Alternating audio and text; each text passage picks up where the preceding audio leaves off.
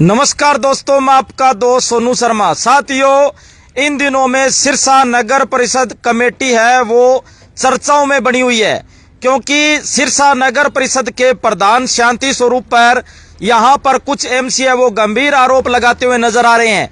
आज Sirsa ward number 25 से पार्षद प्रतिनिधि पूर्व एमसी सुशील सैनी ने लाइव होकर आरोप लगाए हैं उनके बेटे पर कि उनके बेटे कमेटी में बैठे रहते हैं, ठेकेदारों से और अधिकारियों से मीटिंग करते हैं और कहीं न कहीं दाल में काला है या पूरी दाल काली है।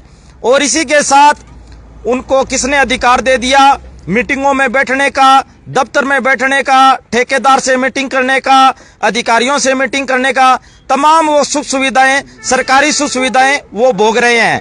और इसी बीच हमारे साथ वार्ड नंबर 6 से पार्षद गोपीराम सैनी भी हैं, वो जुड़ चुके हैं। नमस्कार गोपीराम जी, कमेटी में यह क्या चल रहा है जी? पहले तो शीला सहगल प्रधान बनी थी, उसी समय उनके बेटे ने इंटरफेयर किया था जिनकी वजह से कमेटी गिरी थी। आज वही हाल हमारे सामने नजर आ रहा है, वही देखने को मिल रहा है। क्या कहना चाहोगे? राम राम मेरे सभी सिरसा वासियों को और सिरसा की आवाज के समर्थकों को।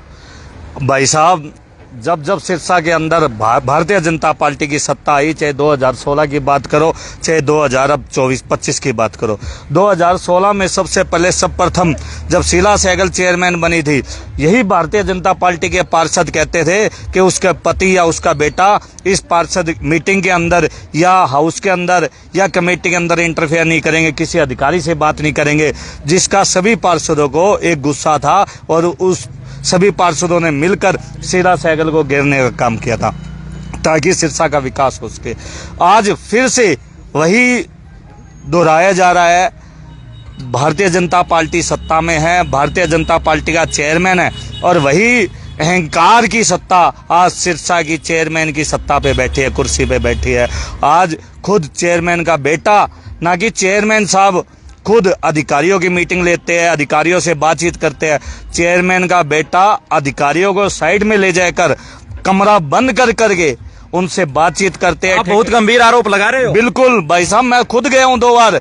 मुझे खुद चेयरमैन के बेटे ने कहा, भाई साहब बताओ सैनी साहब क्या काम है? मैं काम नहीं है, बैठा हूं भाई। क्या नहीं कोई काम है तो बताओ। भाई साहब, आप इसका मतलब कमेटी पर कब्जा हो गया। बिल्कुल, चेयरमैन के बेटे को क्या अधिकार है हमसे पूछने हो क्या काम है? चेयरमैन साहब पूछ सकते हैं, गोपी जी कोई काम है तो बताओ, बैठो। आपकी नगर परिषद है, लेकिन चेयरमैन के बेटे को कोई अधिकार नहीं है। ये सरासर सत्ता का दुरुपयोग किया जा रहा है।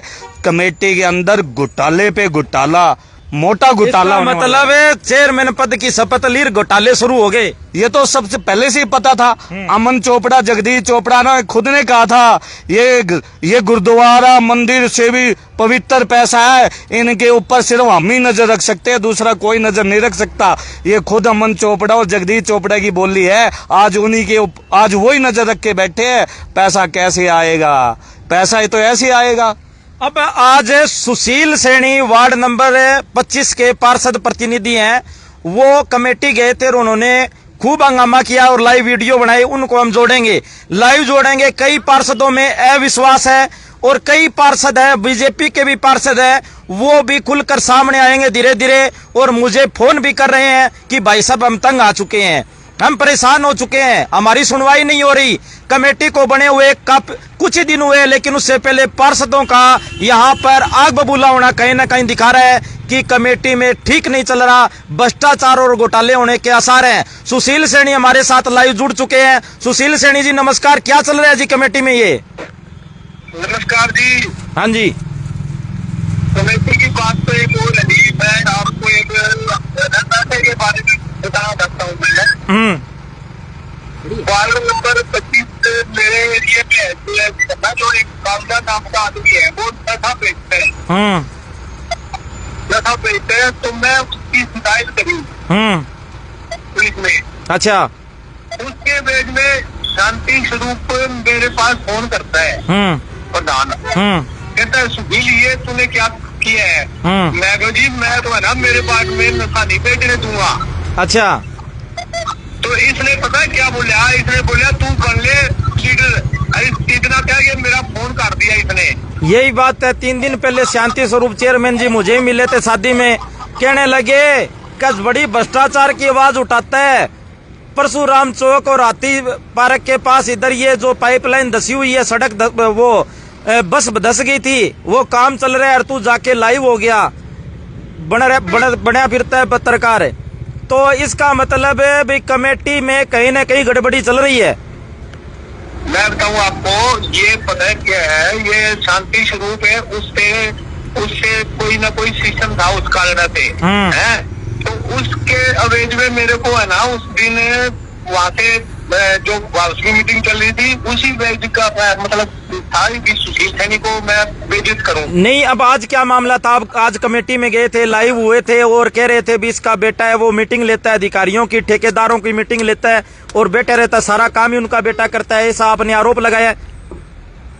तो यही तो बात है ना, ये रोजाना है ना अपने यहाँ के बैठ जाता है कमेटी में, अरे तेरे को है ना जो बेटे को बिठा रहा हूँ उसको चुनाव लगवा लेता वो। अच्छा। और मतलब जो भी काम है अभी बेटे के पास जाओ, क्यों भैया हम क्यों जाए? अच्छा, जो भी काम होता है आपको ये बोला जाता है भी मेरे बेटे के पास जाओ।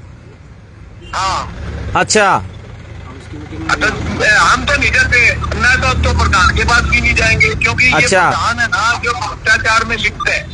अच्छा, उनके बेटे के पास क्यों जाओ भाई? उनके पास क्या अधिकार है बेटे के पास?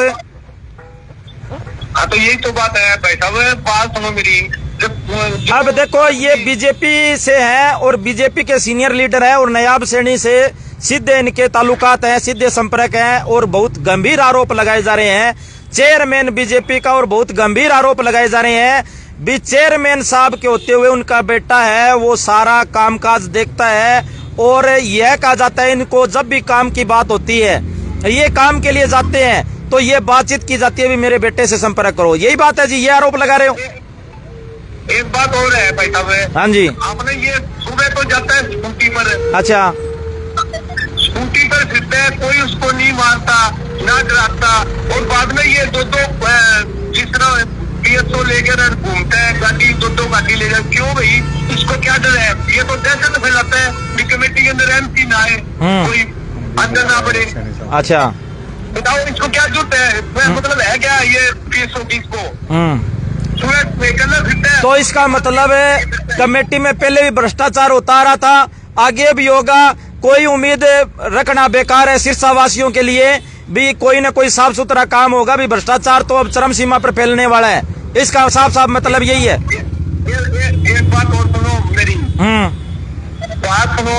5 साल जो गोविंद जी कांडा है उसके हाथ में थी हमारे शहर की बागडोर, सबको पता है, थी ना?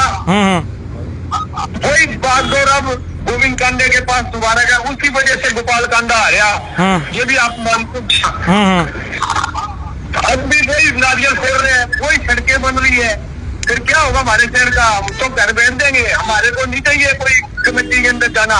अच्छा, तो मेरी पुत्र को इस्तीफा भी दिलवा दूंगा मैंने। देखो भी बहुत बड़ा यहाँ पर सुशील सैनी दावा कर रहे हैं कि अगर काम नहीं हुए इसी तरह प्रधान की और उनके बेटे की चलती रही तो इस्तीफा देने के लिए भी तैयार हो गए हैं। इस वक्त की बड़ी खबर आ रही है सिरसा से। हाँ जी, बात हो मेरी। गोविंद कांडा 5 साल के अंदर क्या करो, 500 करोड़ रुपए हमारे शहर में मार्बल की सड़कें बन जाती, आपको पता है क्या?